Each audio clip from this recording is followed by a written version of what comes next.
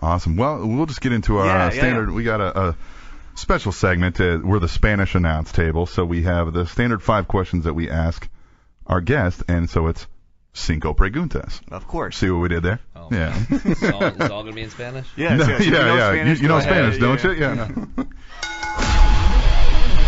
Cinco Preguntas. All right. Former World Heavyweight Champion Dolph Ziggler. Hey, what's your favorite wrestler of all time? Favorite wrestler of all time? That's a tricky one. There's 2. Okay. Shawn Michaels and Ric Flair are my 2 favorite of all time. We won't make you choose between your favorite 5 years ago, kids. I would have said Flair. Right now, I'm going to go with Shawn. So yeah. Gotcha. It changes every couple of years. I think I'd agree with you. Yeah, I mean, and that's such a toss-up. How do you pick? Yeah. You know, I mean, they're so it's chocolate awesome. or vanilla. What's your favorite flavor? Right. You know, how do you really? Exactly. Yeah. Any kind of guy who's that kind of ring general, that no matter what position you're in, no matter who your opponent is, comes out having the best match. That's what I strive for every night. Definitely. So those are 2 absolutely top 2 in my mind. It always seems split too when we ask that question. It's Flair or it's Michaels. I mean, it's just It's totally just if you grew up watching the WCW or right. WWE, you know, it's.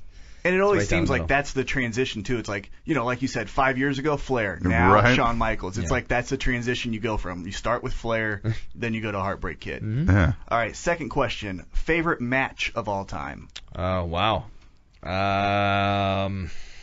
Watching. Yes. Yeah, sure. Yeah. Because I got to be there and I went out in the crowd and watched it, it was I'm not good with numbers, you guys all know better. The first Shawn Michaels Undertaker match. Yep. Yes. It's because I worked for the WWE. I was actually sitting backstage and got to go out into the crowd and watch those guys, so 2 icons in the business, to go out there and even without their awesome story and 20-year build-up behind the scenes, like that was awesome. And to know the story and know what those guys are doing and what they're capable of.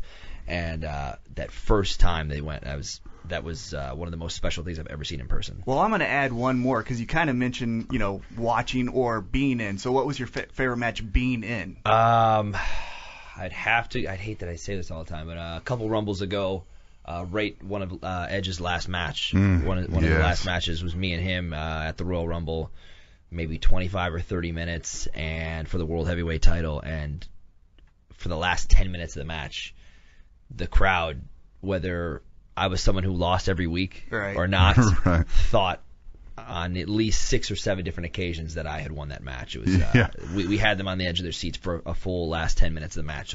And Edge was somebody who I traveled with and got to learn from, and to be out there going against him head to head and holding my own against someone that great. Yeah. That's what makes it that much special for me. An amazing opportunity. I mean, Edge, one of the greats, and it's a shame that he had to go, at the height of his career. But that Shawn Michaels Undertaker match, I always tell the story that I was serving in Germany at the time, so I had to watch this later on a DVD, and I was with some friends, and when you want to do, you have a few drinks. Yeah. And that's kind of later in the card. I'd had a few drinks. That match sobered me up. I was just, wow, what's going on here? But, okay, biggest influence, you might have already even... Might have hit it already. Just because of a talk I had with him last week at TV, I'd have to go with Shawn Michaels. Was someone who, when when I was in the Spirit Squad and first starting here, he was not full time, but around all the time and doing some live events and doing some TVs and things. So I got to constantly go, what would you do in this situation? Why am I not doing this? And and he had been through several similar situations that I had, just trying to get ahead and trying to get to the top. And literally last week's the first time I've seen him in a while. Sat him down. I got to talk to him for an hour last week and vent and get some things, ask his advice, and so I got to go with Sean on that. So how surreal is that? I mean, you grew up a big fan of a guy, and here he is giving you life advice. Mind-blowing. Not just that you can see him in Canada and go, hey, Sean, what's up? A little handshake. You're like, yeah, we just do that because we work together. This is crazy. And then to be just talking, and then an hour goes by, and it's mind-blowing. Yeah. Wow. You get caught up in the conversation, and you're like, oh, I was just talking venting to Shawn Michaels for a while, and he was going back and forth this is pretty cool, Yeah. It's surreal when you look back on it. I can only imagine. All right, so here's the fourth question. This one's Quattro? Yes, this one's a little bit weird. See, he's learning Spanish. Your favorite wrestling term, as far as babyface, heel, all that stuff. What's your favorite wrestling term? Yeah, this one makes him think. Yeah, this one always gets him. Yeah. Is there anyone that you ever thought was, man, that's weird or funny? Just you don't even necessarily have to be favorite, but weird. Let's see.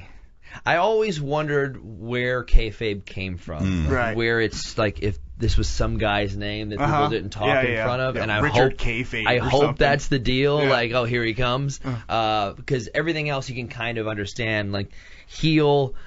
Chevy Chase said it in Fletch, and it means bad guy, and I get it. And like, so I always wondered where the original kayfabe came from. I did a research on that one time, and who knows the validity of this, but what I saw on the internet, again, everything's true on the internet, right? Everything's true on the internet. They said that was born out of a carny aspect, that these carnival guys would go around, and they would make these collect calls to let them know, their family know that they made the next town, but they wouldn't accept the call. They would just say, K. Fabian, call from K. Fabian was the name that they used. Interesting. I could totally see that. Again, who knows if somebody just fit that in to fit, but that makes sense. It's at least believable. Yeah. I used to call to have my mom pick me up from high school, like after wrestling practice, and I would go, it's a collect call from Mom, hurry up, don't accept these charges, come get me. Like, I'd say it real fast, and she'd get it.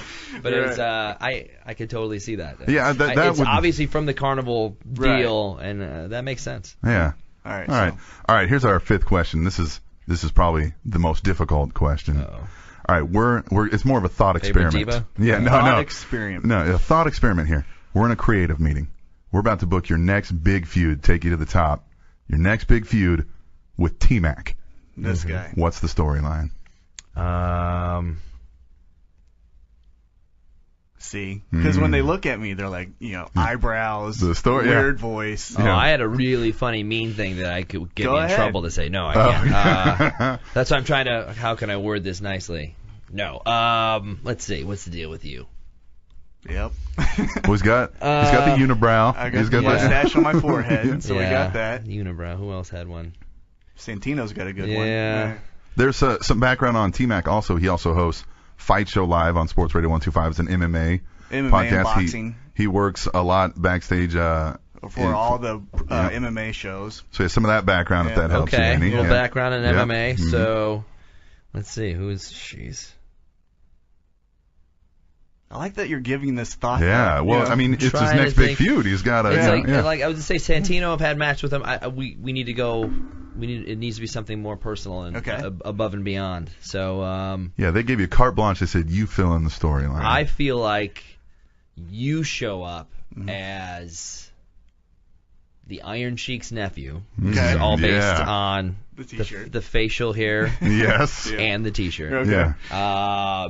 But you claim that he has ownership in the company, and the company decides that who better than the most athletic, best show-stealing person on the entire roster to stand up to you as you're trying to take it over and give it all back to the Iron Sheik, who could become this evil ruler. But on the other side, we have the McMahons, and I'm torn whether I want to help the McMahons get their company back, but maybe they're the bad guys, or do I want to go out there and at the end of the day, are you guys all in cahoots? What's the deal? Builds up, get to Mania. Tear it down, obviously, all because of me.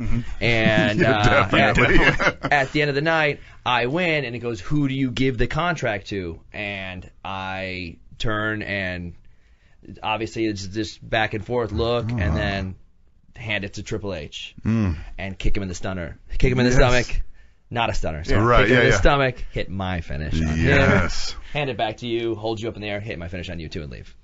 Perfect. Contract sitting on your chest, but I'm out of here. I would pay to see you get hit with the zigzag. A lot of people would. Can I give you $20 now to have you give him the zigzag? Hey, Dolph, this is amazing. I appreciate you coming through. It's a heck of a pitch I just did. You guys can use that. We might. Yeah, we might. We might. Yeah, we're going to start a promotion based off of that. All on that. Right there. Dolph Ziggler. No, again, we appreciate it a lot. Dolph's coming here looking suave, dressed in a suit, got the pink on for the October Breast Cancer Awareness Month. Obviously a great cause. And good luck tonight. Yep. Thank you. You know I don't need it, but thank you very much. Right. It's $15 gets you in the door. All your favorite SmackDown superstars, Daniel Bryan and Randy Orton, will have some kind of a match. Period. Yes. That's the advertised part, and then we have 4 hours of other stuff. Of anything you can imagine. I don't know what I'm doing.